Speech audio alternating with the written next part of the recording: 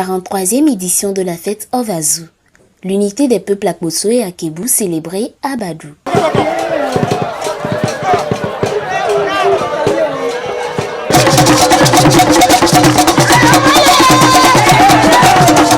La 43e édition de la fête Ovazu s'est déroulée à Badou, marquant l'unité des peuples Akbosso et Akebu. Ce rendez-vous annuel célèbre leur histoire commune, leurs traditions et leur vivre ensemble. Depuis bientôt un demi-siècle, nos parents ont institué Ovazu, le trait d'union entre nos deux peuples, une retrouvaille après les travaux champêtres et les récoltes, un instant de reconnaissance à Dieu et aux dieux pour leurs bienfaits, avec pour idiome le fonio, ce qui est devenu une tradition et dont l'apothéose est célébrée ce jour, est donc la célébration du fonio, une céréale aux 1000 recettes, aux 1000 richesses nutritionnelles et aux 1000 vertus. Ce jour valide le thème retenu de cette édition, je cite, la constance de Ovazu, depuis bientôt un demi-siècle sur les valeurs traditionnelles de notre terroir, est une fidélité qui, en plus de l'unité et de la cohésion sociale, est un vecteur de développement inclusif. Cette célébration symbolise l'unité et le vivre ensemble tout en mettant en valeur l'histoire commune et les traditions des deux peuples. Elle a rassemblé des délégations venues du Ghana, de Yoto, Kéran et d'Oufelgou, illustrant les valeurs de fraternité autour du fonio au cœur de cette célébration.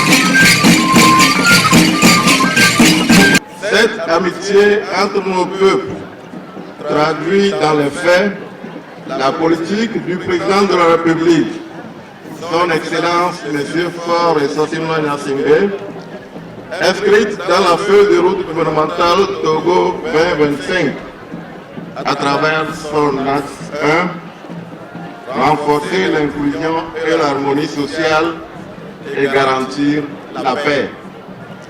Oui.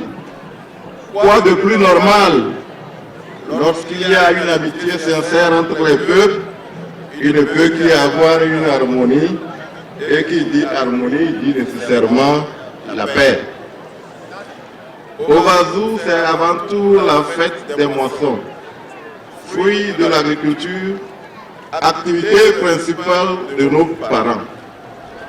C'est une fête culturelle de retrouvailles, de fraternité, de cohésion sociale et de moments de pensée au développement économique et social durable qui rassemble les fils et filles Akebu Akbosso autour du fonio, principal céréale de la région. Akbosso Akebu, le peuple de Doufergou vous remercie pour l'accueil chaleureux et constant dont il fait souvent l'objet. Cela nous va droit au cœur. Pour terminer, permettez-moi de souligner que le rendez-vous de Sintou de Djagou 2025 est déjà à nos portes et espérons que la fête sera aussi belle que celle que nous vivons actuellement ce 14 décembre 2024 à Badou. Présent en tant que représentant du chef de l'État, le ministre a salué la solidarité entre les deux peuples et encouragé la préservation de ce patrimoine culturel.